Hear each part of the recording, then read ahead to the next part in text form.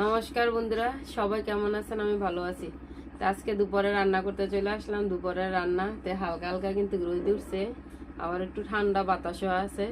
তার মধ্যে স্নান টান করে পুজো টুজো দিয়ে এখন রান্না করতে চলে আসলাম। তো আজকে বাজার থেকে চিংড়ি মাছ আনছে আর লাল শাক আনছে। এই যে লাল শাক আমি ধুইয়া এখন কাইটা তারপরে রান্না করবো। দেখেন কীভাবে রান্না করে আজকে চিংড়ি মাছ দিয়ে লাল শাক রান্না।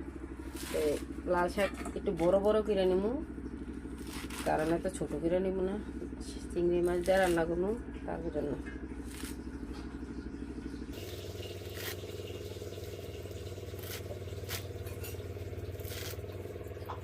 শীতের দিনে লাল শাক আর চিংড়ি মাছ দিয়ে রান্না করলে খাইতে অনেক ভালো লাগে।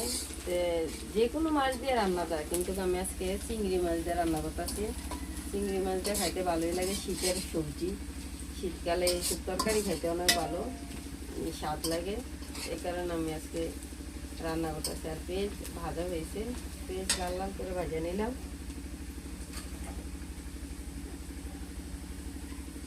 রসুন বাটা,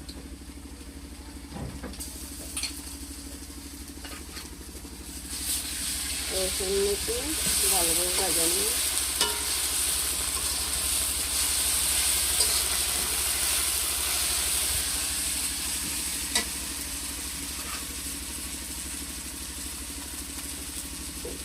লবণ,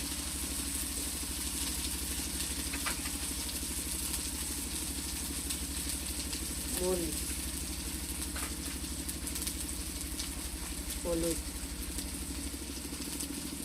ধনিয়ার গুঁড়ো সব কিছু দিয়ে দিলাম।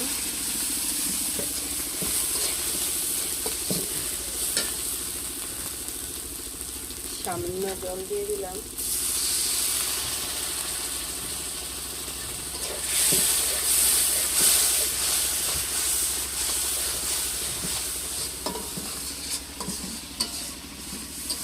ভালোভাবে কষিয়ে নিলাম।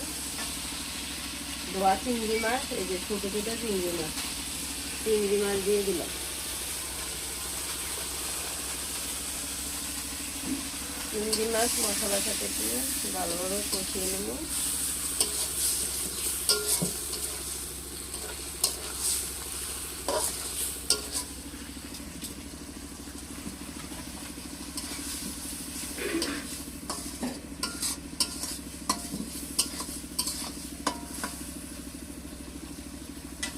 মাঝখান দিয়ে কাটা কাঁচামরিচ দিয়ে দিলাম।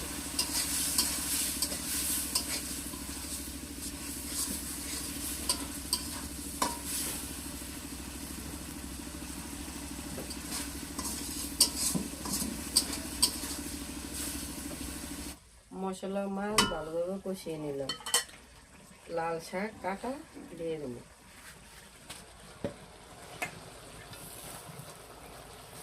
এইভাবে চিংড়ি মাছ দিয়ে লাল শাকের তরকারি ভালোই লাগে খেতে। শীতের সময় আর কিছু পাওয়া গেলে না যাক, সবজি পাওয়া যায়। আর অন্য দিক দিয়ে মজা না যাও, কিন্তু সবজির দিকটা খুব মজা, অনেক রকমের সবজি পাওয়া যায়।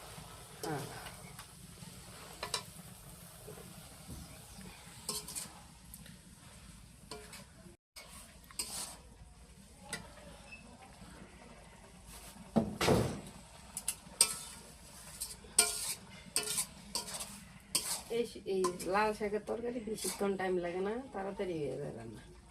অল্প সময় লাগে না।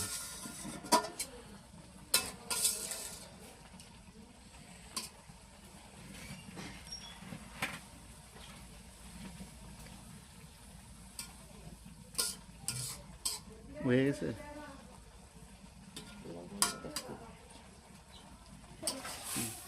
চিংড়ি মাছের তরকারি রান্না হয়ে গেছে।